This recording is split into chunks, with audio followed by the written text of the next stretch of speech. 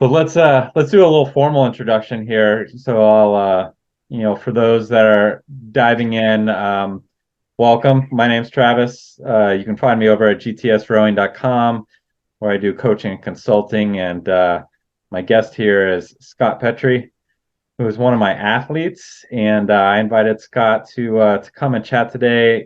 Scott is one of my more experienced athletes. Scott was a lightweight for the U.S. national team back in his heyday, and for Vesper, who is a neighbor of Malta, where I did a lot of my training, and down in Philadelphia, and so we share a little bit of roots there. But yeah, we've Scott's kind of gone through a full training cycle with me, from general base building to competitive phase, both sprinting and head racing, and I wanted to invite Scott to kind of chat and share this conversation with those that watch this channel, to kind of compare a little bit about his experience kind of with my methodology and what we've been talking about the last year and a half or so, and how it compares to his own experience as a former elite athlete, and now a master's athlete in his own right. And so, Scott, welcome. Thanks for hopping on and agreeing to this and putting yourself in the spotlight. So Yeah, happy to do it, Travis. As I told you before, I'm not a huge fan of talking about myself, although there are plenty of people that I know yeah. socially and work with who would probably argue that point. But I've benefited greatly from working with you on terms I think that have been mutually pretty agreeable and comfortable, and it's been a good process for me. So I'm happy to help out however I can and share my perspective. The two caveats up front always are I'm speaking for myself, so my viewpoints don't reflect anybody else or any affiliation, and my opinion is one man's opinion, and it's worth exactly what everybody pays for it.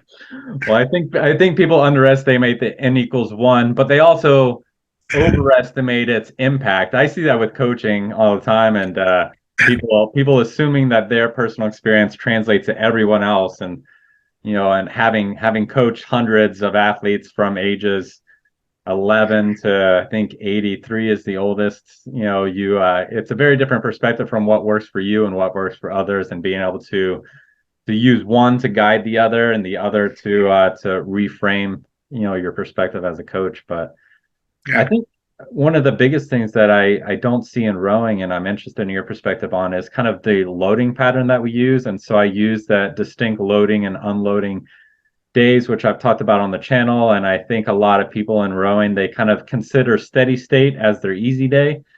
Whereas, I very much don't think that, steady state is a loading day. And when we're unloading, we're distinctly doing things that are easy, and they're not creating a training stimulus. And I'm curious in your experience and kind of having done that now for a year and a half, and how that is different from what you were used to before. And how do you feel it's been beneficial, or maybe not as optimal as other systems that you've done?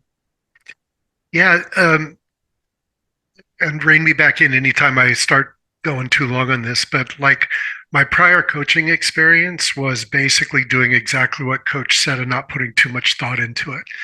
Mhm. When I was rowing, it was in the 80s. I went to the Worlds in 87. So, and then I promptly quit after, meeting my goals.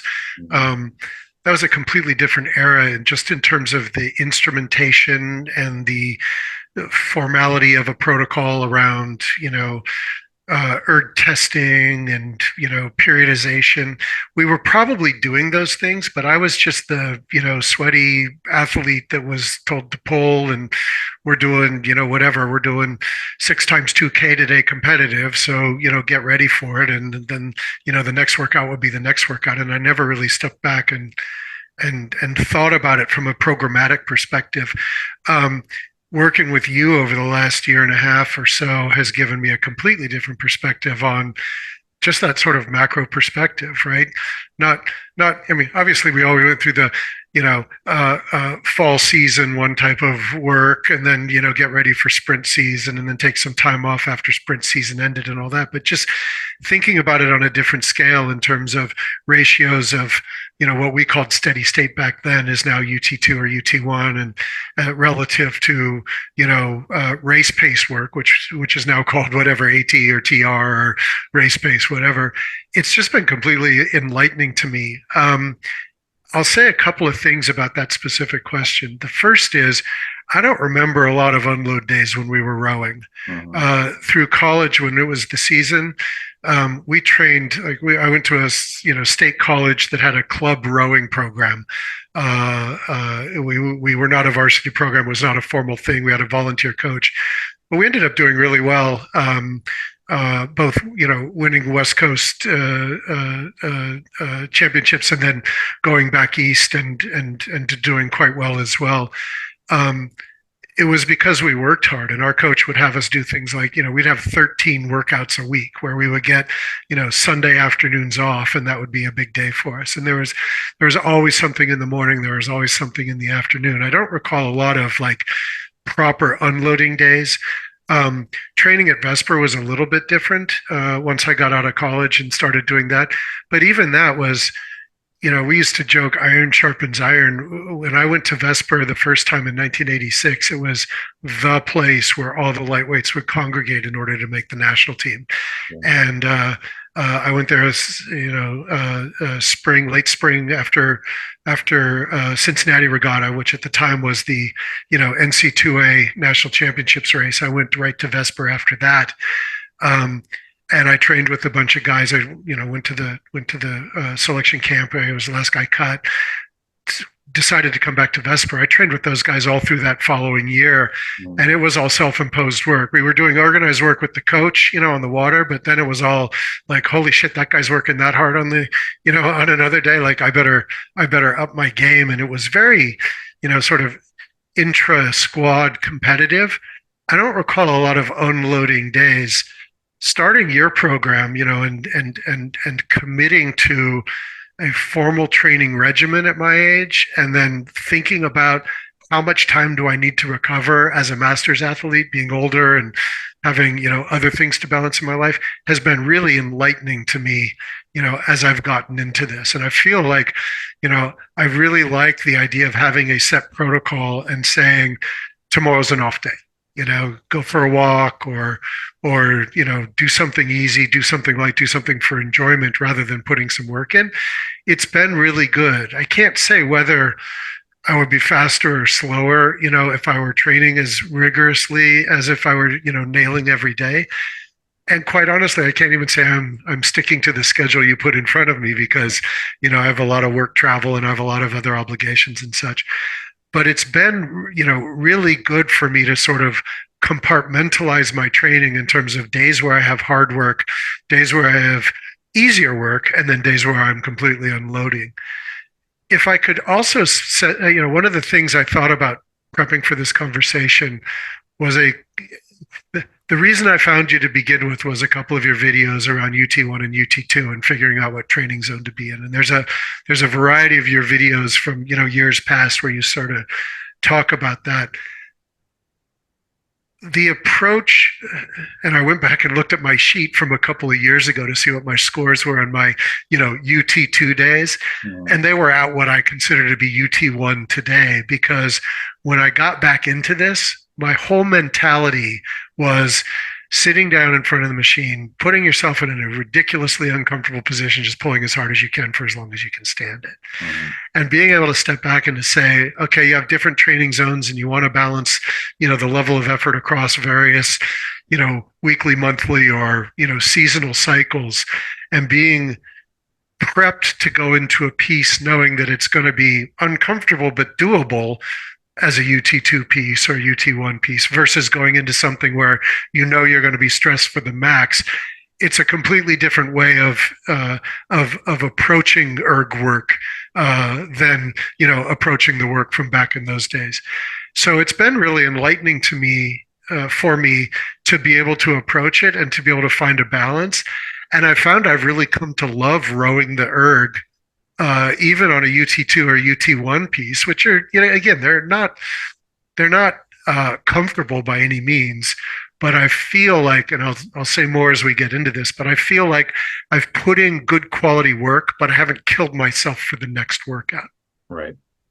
Yeah, and that's how I approached it too. I mean, that's how I was taught in a college club. I came from University of Florida, and it was just like, here's the amount of time you're going to be really uncomfortable today, or in pain today. It was never like, let's just log in some miles. And I remember, it was 2 years into my rowing career before I did what I would call now a steady state workout. It was either we were doing 2 minute pieces or 7 minute pieces or 20 minute pieces, but it was always effort, high effort.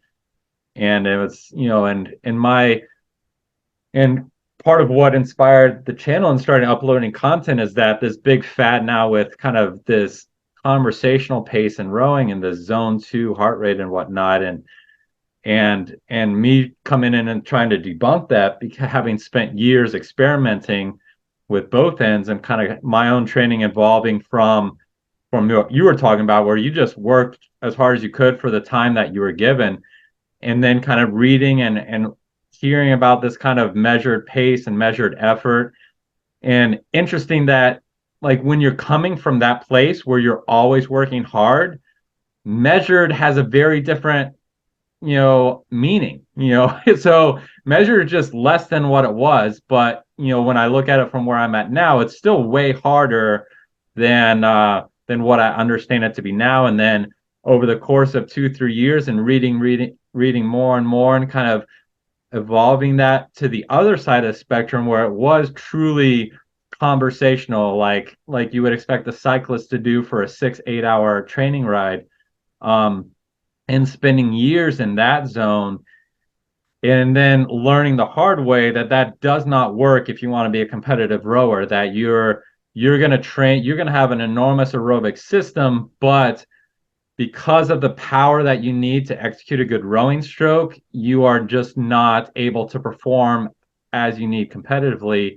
And then kind of bringing that back to that sweet spot of sustainability, and effort, that it is hard Yeah, work. And then yeah, and there's just so much out there that's just they're buying into the zone 2 stuff, and they're trying to pull from other sports that aren't rowing these yeah, principles. And yeah, I'm just like, and knowing years of my training wasted experimenting individually with that, yeah, and just trying to save people that time. And I think that yeah, it's been yeah, interesting to kind of see it and to kind of hear you having come from a similar place where it was just always hard work yeah, all the yeah. time, Every and piece is kind of finding competitive. this balance here. Yeah, every piece is competitive. I'm sure we did steady state as well. I don't, you never remember that. You only remember the difficult parts. But I would say that this approach, you know, and I don't think what you're coaching is unlike what other elite athletes are doing in terms of, instrumenting, trying to be in the right zone for the right classes of pieces and focusing on different things in different parts of the year. Like, Yeah. there's no question that boats are faster, that athletes are fitter. I mean, just look at, I think the first guy I ever heard of breaking 6 minutes on the erg was Sebastian Bay out of UC Berkeley way back in the day. And like everybody was like, oh my God. And now you probably can't make the Cal 1V if you don't break 6 minutes on the Oh erg. And yeah, so yeah. something is happening in terms of, training protocol or whatever to get people faster. I've really enjoyed it. And, quite honestly, like I feel like when I go and race somebody or if I do competitive pieces with somebody right now, I just feel like a real competitive advantage because Yeah. not only have I been putting in the training, but I also have been doing work at different thresholds. And I've captured enough data in that infernal sheet that you make us all fill out. I've captured enough data that I could look back and I get a sense of what level of effort means what kind of split and how exhausted I'm going to feel and all that. Like, it's sort of like a false guardrail for me. I really find it valuable. Um, there's another really big topic that I reflected on, if you don't mind me transitioning slightly on this, and I might have misinterpreted your guidance, but I think the changing of a drag factor for different pieces is something we never even considered, in any of the limited erg testing that we did back in the day. Mhm. You would crank resistance up to the max, or actually when I started, you would put the chain, it was the old Dreisiaker concept too, with the bicycle cog on the rear. You'd put it on the smallest cog. but it would be the ego, like how much drag can you set? Like what do you crank it at? Um, the thing that's really helped me with UT2 and UT1 working on your program, and it was a really like when I realized that it was like a light bulb went off, is that those workouts are meant to be aerobically taxing, not muscularly taxing. Mhm. And as a master's athlete, I find that my recovery time has really gotten longer. I need more time to recover. I can feel the lactic acid in my body after a weight session or a particularly high load work erg session, or even, in the single, like I can feel it for a couple of days. And now when I sit down on a UT2 or a UT1 and I adjust the drag factor, I know that I shouldn't be feeling it in my legs. I mean, it's not easy on my legs. It's not easy on my lower back, and the swing is still there, but it's got to be snappy and aerobic rather than, the muscular aspect of doing the piece. And that's that part of the protocol is something I never even considered and was super enlightening to me as I got into this. Yeah, and I mean, I'll go on a limb and I think that I'm the pioneer in that because I've never had anybody do that with me. I've never witnessed anybody else that does it. All the things that I use are self developed, not saying that somebody else couldn't have developed it in parallel out there and be doing similar things, but even today, like the idea of changing your drag in different workouts seems to be alien. At least people have started to pick up on the fact that you know, the guy pulling 538 on the national team, that's not the drag that you should be using as a 740 masters athlete, and so, they've started to kind of at least. That's not my score, by the way. Right, yeah. You're right in the middle, right in the middle there. That at least people have started to figure that out, but there's still, I would still say 80% of the people are like, well, the national team does this, so I'm going to do this. So I'm, Yeah. Get athletes using a 130 drag for all their training and, they pull a 722K and I'm just like, are you kidding me? Like, Yeah. and The same place thing I've with, felt that the most, man, has been recovery. Like yeah, just totally. that binary state of like, this is an aerobic workout. It's not as much a muscular workout. Sorry, I didn't mean to interrupt you. No, not at all. And that's what it is. I mean, and for me, it's also like I talk a lot about the drive speed is extremely important and undervalued for training. And it is extremely, the body is very adapted to the drive speed that you use. And if you are constantly using a low drive speed because you are at a high drag relative to the split that you're producing, when it comes time to race and do something fast, your legs just can't be like, oh, it's time to go faster. It's just not something that they can adapt to. Like your heart can be like, all right, it's time to beat faster. You can move, through the you can breathe harder with your lungs, but your Yeah. muscles, they have to be trained at the speed that you're going to use. Yeah. And if and by lowering that drag, that you're allowing yourself to keep a fast leg drive without producing an unsustainable split.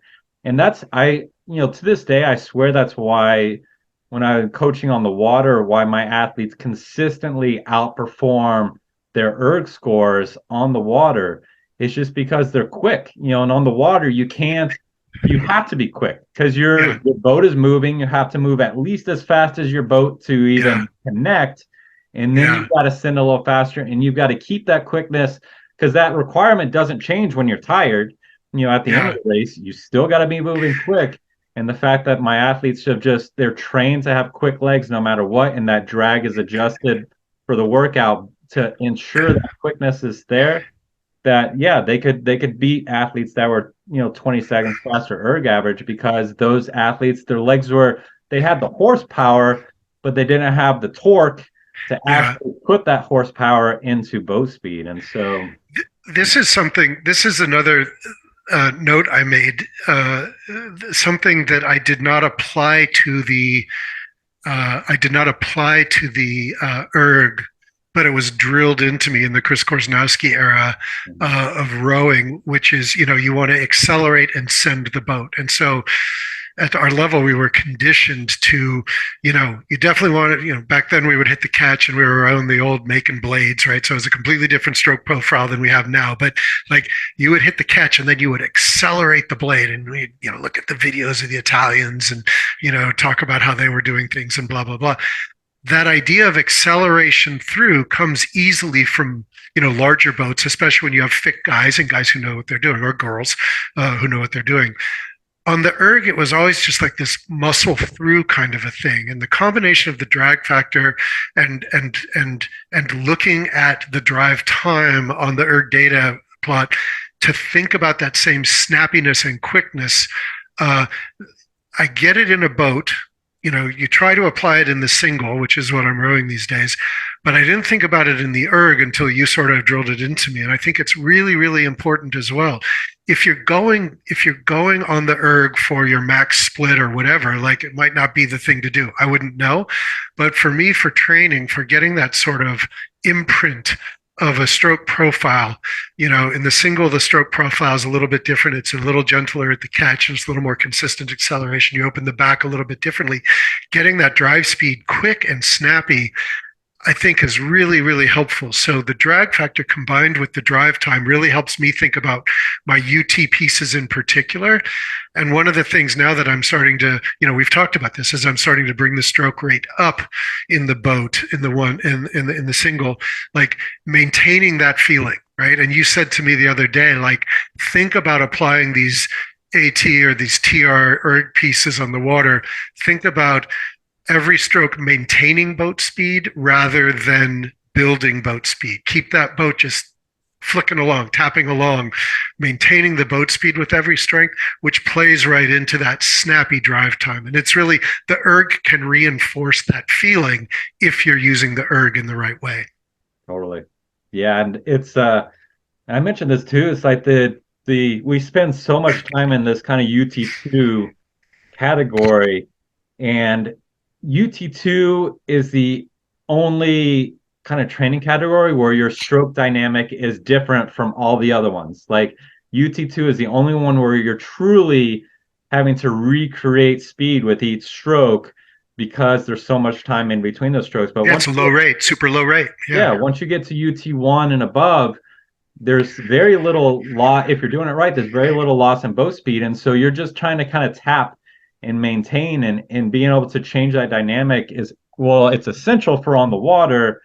But even with rowing, and this is interesting for indoor rowing as well, and you'll go to like Reddit or something, which has got a cesspool of bad information, but there's, hey, Reddit's how I found you. It is. That's why I post there, because there's still, I'm just commenting on who actually chimes up, not who reads, right?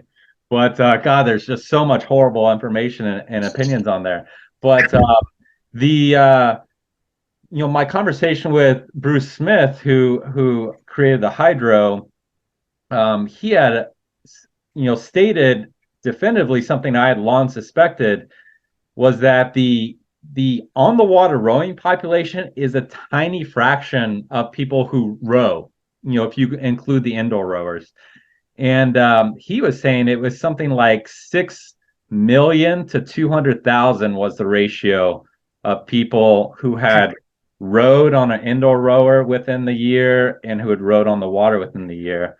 And you'll get that indoor population because the on the water population is so incredibly pretentious, in terms of how they approach kind of helping people and what they think kind of the principles are, that there's this situation where a lot of the people who are just like a CrossFit or just indoor rowing and trying to learn, they quickly learn to tune out a lot of the on the water stuff, because it's just like, they don't know the difference between what's important there and what's important on the water. And I think that this quickness and this lightness and this drive speed is unfortunately a victim of that tuning out, because it is essential for on the water, but it's also very important if you want to get to a peak level on an indoor rower, to learn also that you need to switch from that big heavy drive of the aerobic stuff to that light tappiness once you get to UT1 and above, or a 24 stroke rate and above. And certainly you still get lots of people that they'll do their 2K at a 26 or 28 and they're just pounding it, and like you're never going to perform at those rates the way you could if you just redevelop the skill to be able to tap, and you can tap at least a 32, if not a 34, 36 on that erg. And it's a really important skill, and it's harder for the heavyweights to do that as well, obviously, because you got a lot more mass, especially if you're on a static erg and not on a dynamic erg, because you got to deal with your momentum at either end. But there's no, I mean, the world record for a lightweight on a static erg was done at like a 41 stroke rate, so it's Yeah. not saying that you can't. And I think for heavyweight, it's up around a 38, so it's not saying that you can't do that if you're heavy, or you can't do it because you're on a static erg, but it is important. And you can't do it if you haven't learned how to tap, to get that speed and that feeling of maintaining, in that Hmm. case, the speed of the flywheel, in our case, the speed of the boat on the water, versus that just kind of big, heavy swing with the big layback and the big stretch forward. Yeah, and it's changed, right? Back in when we did our pieces back in the day, it was like it was the test and the score mattered. So no Yeah. matter what you did to get the numbers you needed to get to make a cut or whatever, uh, I think people still instinct it since it's objectively measurable, right? As opposed to seat racing or something like that. It's objectively measurable. I think people really fixate on the metric, right? Yeah. What's my split or what's my max watts or, what's my time in an interval? I've I've really enjoyed letting go of that. As I said, when I looked at my numbers from 2 years ago when I started, and the work that I thought I was doing at UT1, UT2 is a couple of splits lower, a couple of splits faster than what I do now. But I know I'm getting better work done at UT2 today because it's serving a different purpose. And so, just from my perspective, being able to say, I kind of don't care what the numbers are. Yeah. I want to look at my relative metrics. There's another thing you talked to me a lot about in the early days when you were looking at my numbers was like, don't fucking go out like hard out the gates, right? Build into it. You want to fit it. You want to just a steady progression of your split times. I'm sorry for the F word. You can edit that out. But like it's so typical for rowers who have grown up in programs like we grew up in to just sit down on the machine and beat yourself up and not think about it, but think, we used to race where we would have a strategy. Why wouldn't I sit on the erg and have a strategy that says I'm going to go out easy, I'm going to calibrate for the first 250 or 500, and then I'm going to build up progressively over time? Like, but it's really easy to fall into the trap on the erg of just like, what's my max watts and how can I show what my numbers are? Yeah, totally. And I mean, I think that's whenever people come on as clients, we spend the first month or two just getting them to understand how to execute a good steady state workout, and kind of one of the hallmarks of it is, if you get slower over the course of a workout, you're doing it wrong. Like that's not steady state, because it's not steady because you're slowing.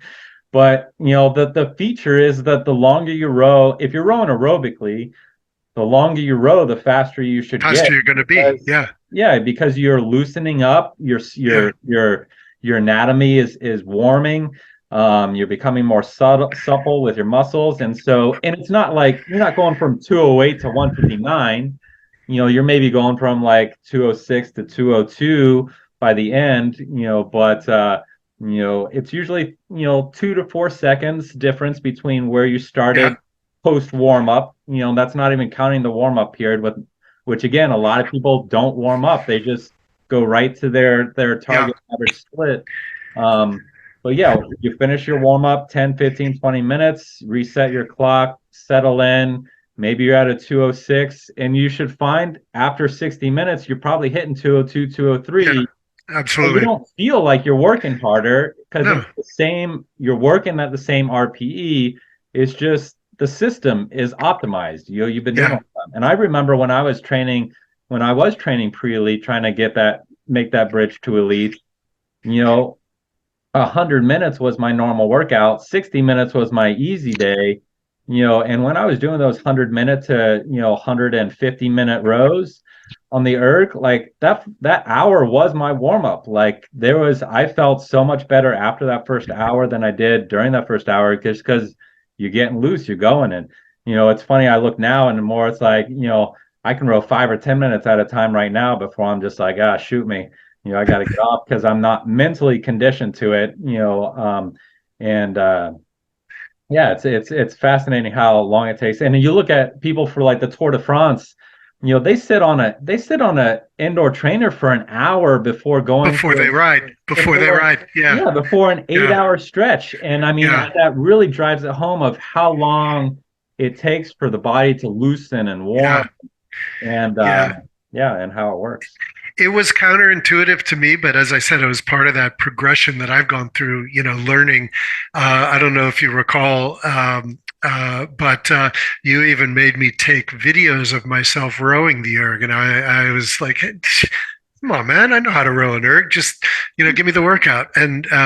And there were a bunch of things that you called out to me. One of the things that we talked on about very early was that sort of drive speed on the erg and being snappy with it. But the other was pivoting at the hips and sitting on the front of the seat and Yeah. and staying balanced. So the application of sort of a boat mentality or a small boat mentality onto the erg, Mhm. again, I can't say like if I was going for the CrossFit world record, I don't know what the right strategy would be. But in terms of translating steady training on the static device or an erg on slides, into boat speed, I think the approach really makes a lot of sense. Yeah. And I think, for the CrossFit side, there's only like 10% of the things that aren't really important for indoor rowing that are going to be critical for on the water. But like there's, you got to give credit. Like rowing's been around for almost 200 years competitively. There's a reason the stroke has evolved in the way it has. To become more efficient. And that efficiency is going to be important on the indoor rower as much as it is on the outside. And so I'll hear, people that are indoor rower, they really look at like the swing and how far you swing back, because that's one thing that you can do on the indoor rower to get extra speed that won't help you on the water. But then, which is true, but that doesn't translate to when you're racing, because when you're racing, it's going to be better to get your stroke rate up with less body swing than it is Yeah, to have a lower stroke yeah, rate, a lot of body swing. And so there's a lot of also loss from those indoor rowers and appreciating how things change for the workout and what your goal is. That even me, I swing a lot more on steady, and I think any rower should swing a lot more on steady state. But the higher that rate goes, the more upright the body becomes. And learning how to do that and learning how to naturally evolve the stroke as you go higher in your stroke yeah, rate is yeah, important. And that's what I think a lot of the CrossFitters, community, the indoor rowers, they don't get, because they assume that what they do in training is what they should do in racing. And yeah. that's also like I've been, when I have been rowing, I've been having fun with the sprinting. And part of like when I set the records that I set on sprint, I mean, I was doing the amount of training I was doing was not impressive. Like that was very much, I was able to draw on my previous strength. I did enough training to kind of be conditioned to it. But a lot of that was just because I know how to sprint, and even sprinting is different than rowing fast, in a 2K or whatnot. Like sprinting for a minute at a base rate of 48, you row differently than you do rowing at a 38 or even sprinting to a 42, 44 in a Yeah. boat. Yeah, it's like your last So 500, your stroke profile changes in the last yeah, 500. Yeah. exactly. And it continues to change as you go higher. And a lot of people in rowing, they don't understand it. And that's how I was Mhm. able to take two just local youth rowers, and one of which, after a month of teaching her how to sprint, she broke a world record for 100 meters Wow. because Wow. the girl hit a fucking 116 split. And when we started, Holy moly. I know Holy when we moly. started a month earlier, they were struggling to hit a 128. When I would just say pull as fast as Me you too. can. Yeah, and it's technique. It's a skill, and people just don't Yeah. understand the evolution.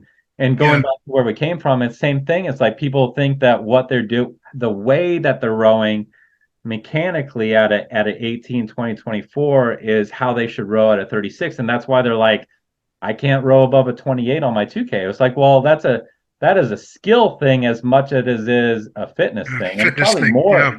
probably more of a skill thing than it is fitness thing. Because Hmm. yeah, so that's been interesting.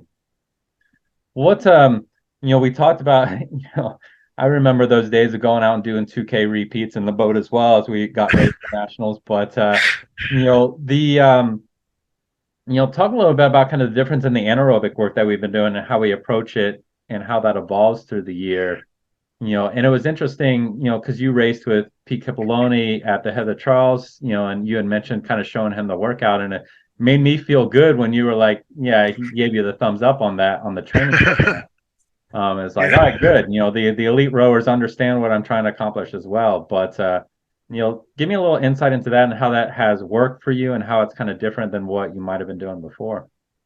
Well, to be fair, what I was doing before was a whole lot of nothing. I've had a lot of long departures from the sport. Yeah, So yeah, when we started, I was doing some cycling, but that was about it. And in cycling, maybe in hill repeats or something like that, you might get into the higher intensity levels, but it doesn't hurt the same. It doesn't last, it doesn't last the same as it does on the erg. Um, I was, reflecting on my time at Vesper and before that in university, and I kind of remember I thought spending more time at race pace or in a zone that was, you know, kill or be killed, which meant sort of max effort or heavy effort all the time. Um, in our program, we flirted more with sort of pyramids building up to a race rate, or doing sort of an asymmetrical weighting in the middle range rather than up at the top range. It's definitely different than where I was in terms of my training for races back then. Um, but I got to say, thinking about what we were doing back then, I don't remember what my training goals were. I was just doing what my coach was telling me to do. yeah, Now, when I can say, okay, we have 6 weeks before the head of the Charles, I wasn't sure that boat was going to come together, but when it did, I was kind of nervous because I wanted to be tuned up for it. And so, like, the breakout you gave me was really interesting. It was quite challenging as well because we would do like I'm riffing here. I forget what it was, but I think we would do like 3 sets of 16 minutes at one 120 40s at a particular rate, and then the next week we would do 2 sets of 15 at 130 30s, and then it would build up to be one monster session of 130 30s for 30 minutes. And I remember that was a real backbreaker piece, but like progressively getting higher up into that sort of anaerobic zone for more sustained periods as we got closer to the race period. And then that was always broken up with sort of mid-level effort or UT level effort as well.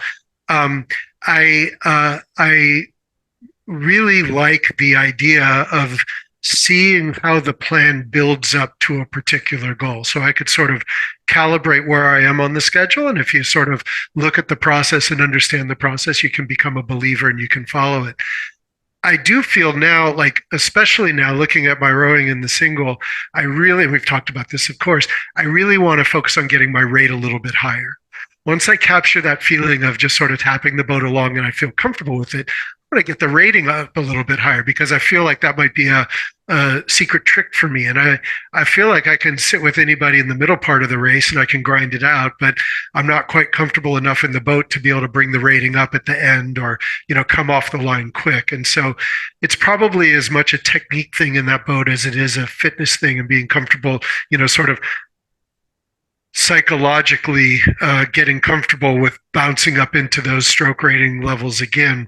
But I really look forward to sort of ratcheting that rating up. We definitely touch the anaerobic zones at the lower ratings, getting to the 32s or the, maybe occasionally touching the 34. But I'd love to even push it a little bit higher if I can in the single to get up, I'd love to come off the line at a 40 like the Italians do or the New Zealanders do. And I don't think it's going to happen, but, to see if I can control the boat at that speed. well, we're gonna The have meta some point, fun.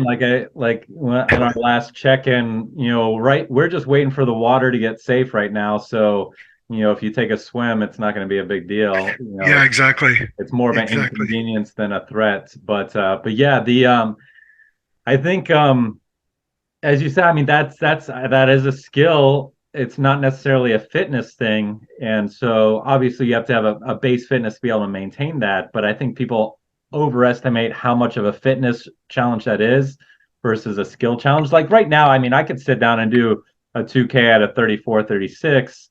It would just be much slower because I'm not training for it, I'm not fit. But Right. and I can still sit down and crank out a 1 minute piece, at close to my PR just because I can hit a 48 for a minute. And so that's a skill, even though I haven't been training for it at all. But even in the single, it's kind of the same thing. And we're going to have fun with it. But I think the big thing is that people assume that you've got to kind of mimic the race in order to develop that skill. And they don't separate the skill from the application of the skill. Is that you don't learn history by taking history tests and doing reports. You like read all the stuff and then you kind of develop the history. You don't learn math by taking math tests. You learn it by learning the different rules and application of the process, and then you apply it in the test. And in rowing for rates, if you can row at a rate very, very efficiently for 10, 15 strokes, then if you have the fitness, you can do that for however many strokes you need Yeah. that the fitness will back up. You don't need to be doing 1K repeats, 2K repeats at Yeah. race rates to be able to row at race rate. And I do that with my novices all the time when I'm coaching novices, is that I know if they have at the end of the year, if they can row 60 minutes hard, good technique at low rates, and they can row, at race rate for 20 strokes at a time, they can build to a rate while maintaining good rhythm so they're not like all rushed and frantic. Um, then with those three skills, they can race. You don't Yeah. even you don't Yeah. even need to teach them to sprint, Yeah. because if they are in a race and they have the ability to go faster, the sprint will happen on its own. They will. Yeah, they Yeah. will. And Yeah. also, Yeah. and like I would teach them, like, we would do, and we'll do this in the single for you, is that we'll just say, I want you to hit a 50 stroke rate. And and Jesus. that's the first thing I'm going to ask you. And I'm going to say, I don't care how you do it. I don't care Yeah. how ugly it is. I just want you to hit a 50 Yeah. stroke rate. Yeah. And that'll take maybe a day or two of doing that. And we're talking like we'll do it in like 10 stroke bursts. So you'll Yeah. you'll try it for 10, maybe you got to 46. We'll keep trying it until you can consistently hit that 50.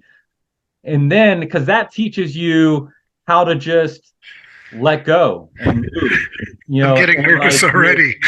yeah, and it's a lot of people, like, you cannot muscle anything above about a 41, 42. Yeah. Like, Yeah. and so one, by saying, hey, you need to hit a 50, it teaches you to release the tension from your body and just Yeah. move. And Yeah. then, Yeah.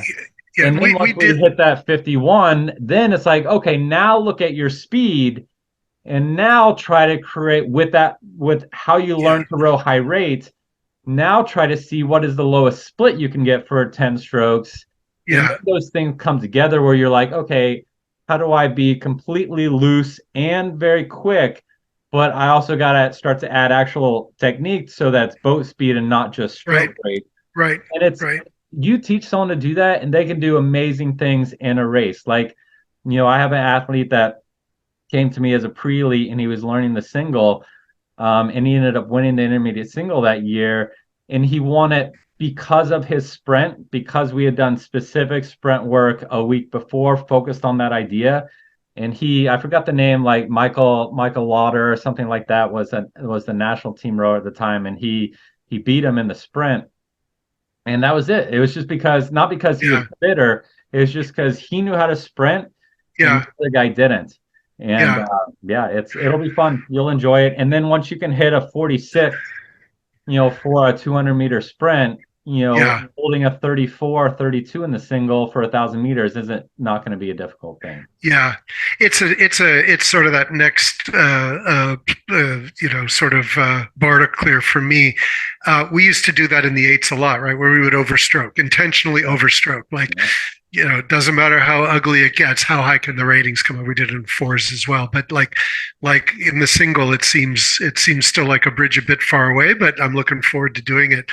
The thing I like about that though is combining it with your point where you said you can't muscle it when it gets up that high. It sort of forces you to not try to grind, not try to, right? You've just got to be super flexible and let the boat do whatever it's doing, and just don't let the oars fly around too much. Um, uh, I don't know that I would do that on the erg necessarily. I was saying, we're not hitting those high ratings in some of the pieces on the training program you have for me right now. Um, but in the boat, I think it'll be really cool. I'm looking forward to it. Yeah. And you can do it on the erg too. Like that's how I would train people to sprint on the erg. I would just say, one, you gotta figure out how to let it go and how to just move and Yeah, relax. And it's yeah, like that's how, when you watch an Olympic sprinter on the track, there's not an ounce of tension in that body. It hmm, is it is execution. Like their shoulders aren't tense, their fists aren't tense. It's loose, it's subtle. And it's the same thing with rowing. It's like, as having raced at Worlds, like you don't the rowing stroke is defined by an absence of tension. Like you can't have a muscle that is tense and flexing at the same time. It can do one or the other. And so learning how to let go of that tension so that the muscle can flex when you ask it to is critical. And we can definitely do it on the erg, and that's how people can learn to kind of get those rates up. And then the better they get, the longer they can sustain it. So hmm, hmm, it's a fun process, and that's why I've been enjoying it and learning about sprinting and kind of having fun as an athlete now. I mean, hmm. yeah. I don't like training distance solo. Like I'll train distance with a partner, no problem. But yeah, if I'm on my own, I want to do something a little bit more engaging. But or I'll go on the trail and I'll run on the trail where actually things are happening around me instead of Hmm. the wall of my basement. But I mean, you row in heaven right now, and so the Garden of Eden in Switzerland and their perfect flat water Oh my God, with it's mountains unbelievable. with And, mountains and surrounding you. So yeah, this lake is like a mirror. It's it's amazing. So yeah, I'm really lucky. Yeah, very cool. yeah, Yeah, it'll be fun. But yeah, and I think that'll cover it. I mean, people can throw some questions maybe in the comments, when they kind of listen to this, and if there's maybe we can reconnect and kind of address some. But yeah, it's been fun training and kind of transferring things to the water. It'll be nice now that you have your own boat. We can yep, kind of play and make sure it's rigged optimally as well. That's one thing for you as a cyclist.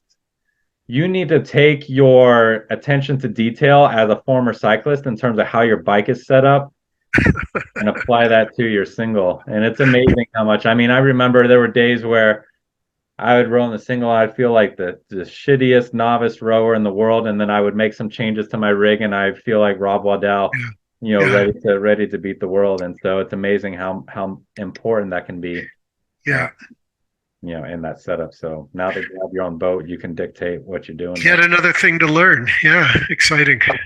It's fun. Yeah, yeah, Cool. Well, thanks, Scott, and thanks for people listening. And shoot some questions in the comments if you got them. Maybe we can answer them there. But this has yeah. been fun. It's been Always. good. I'll give a commercial too. I've really enjoyed working with you, and I feel like I've developed a lot. I was the old dog with a bunch of old tricks, and I've really enjoyed the process of taking a more modern approach and being more thoughtful about it. And I've also been really happy that I've been able to, engage with you and discuss it. I've never had that relationship with the coach before. You just roger up and do what the coach says, but to be able to ask dumb questions or be rhetorical, or if you don't understand something, try to get a different explanation on why it applies in a certain way, Yeah. and then just tracking data and having you looking at the data, not just where a coach would look and see what's going on in the water. You can look at my results and see what my plots look like and give me feedback. I've just found it to be super useful, so thank you for the time you put into it. My pleasure. Yeah, it's been fun setting this up, and it's definitely I would love to get more clients who I can kind of rely on it more, for income. But it's so much of it came from my experience at Malta, actually, in terms of my philosophy and the because it was a small group of scullers at the time. I think there was only, 8 of us or so, and there wasn't a whole lot of coaching, access because the coaching was volunteer and they came when they could. And it was just, I remember going, I don't know if they had Pete's famous pizza when you were there, but we would just walk up to Pete's and eat breakfast and just talk about rowing. And I learned way more eating breakfast with those guys and talking about rowing than I did on the water. And so, that kind of discussion is critical. And, there's so many of these remote coaches that they'll just throw out this generic template and plan. And I was like, how do you do that? Like, everyone's different. They're going to respond different. They're going to have different questions. They're going to have different interpretations of what you tell them. And so being able to set up GTS to have that interaction, and to find a way to kind of make it affordable, while still allowing myself to kind of do what I believe in, which is to actually interact with the athlete and not just throw some Excel spreadsheet at them, has been fun. And yeah, if people are listening, they want to join, please do. One of the great things about this too is that the only the people that come to you are the people that really are invested and want to work. And those people are so much more fun to kind of coach than people that are just like, the peons that are just kind of want to do whatever somebody tells them to do. I love that interaction. So it's been fun. Well, I was in that category before when, when it was university, and then after that, it's been good to have a more intellectual approach to it. So definitely, it's been fun. Well, yeah, people sign up gtsrowing.com. Look at those options. Join Scott here. You too can be super fast. Maybe we can't all row on beautiful lakes in Switzerland, but at least we can kind of make that flywheel spin fast. We'll have a training camp. You all are welcome. Excellent. Thanks, Scott. All right, thanks, Travis. Sign off, Yeah. everyone.